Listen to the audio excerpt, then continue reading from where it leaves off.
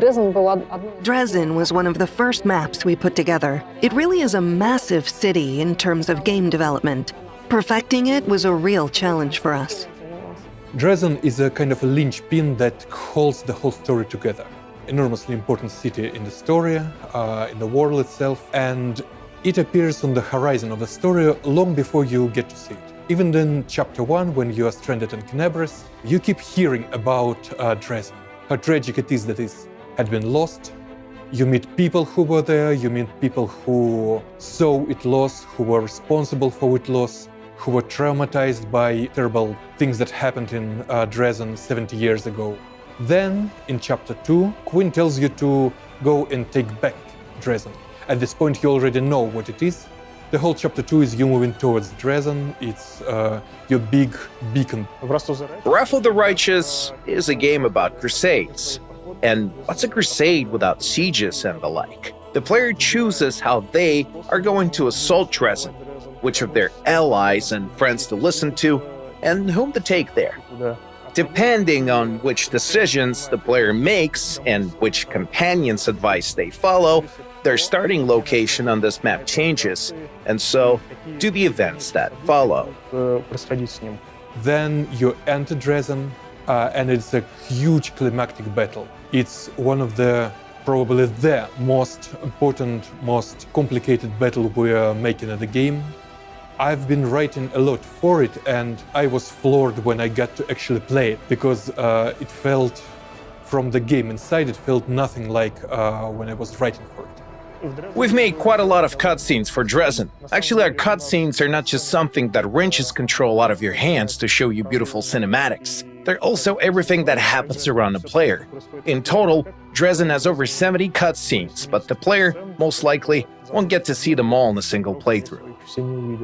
One of the challenges we faced was that Dresden is a 3-tier structure, much like a real medieval city on a hill. It has 3 layers. The first one is the slums. The second layer is an epic city district with a strong infrastructure.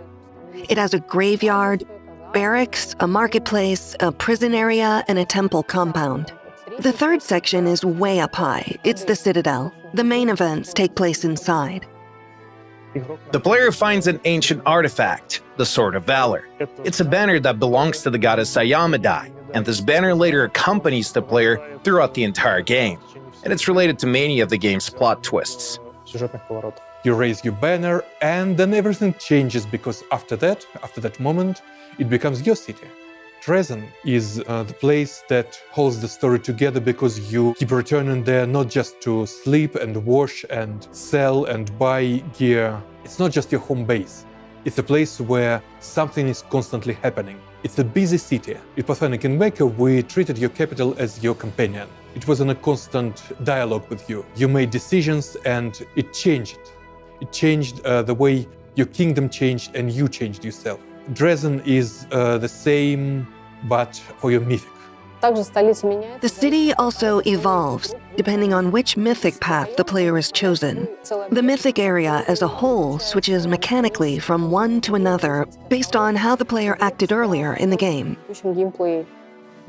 For example, the Lich can just build a ziggurat in the middle of Dresden, and the Azada can grow a forest. Developing this comprehensive solution for Dresden was the most interesting part. While working on the city's environment, not only did we use a whole bunch of shots of real-life structures, we also looked at paintings from the late 18th century that depicted the Middle Ages.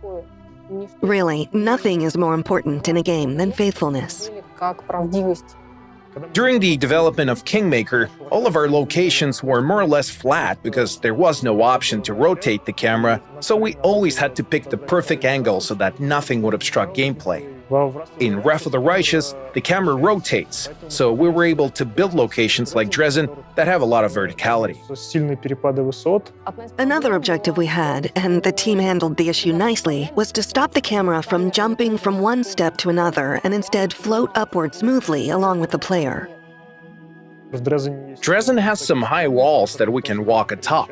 We can also run under them from both sides, and I think it makes the whole area feel better.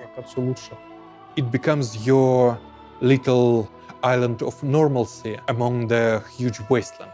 Dresden is like your mirror. and mirror of the story. Dresden is a mirror of the world around you. It's you.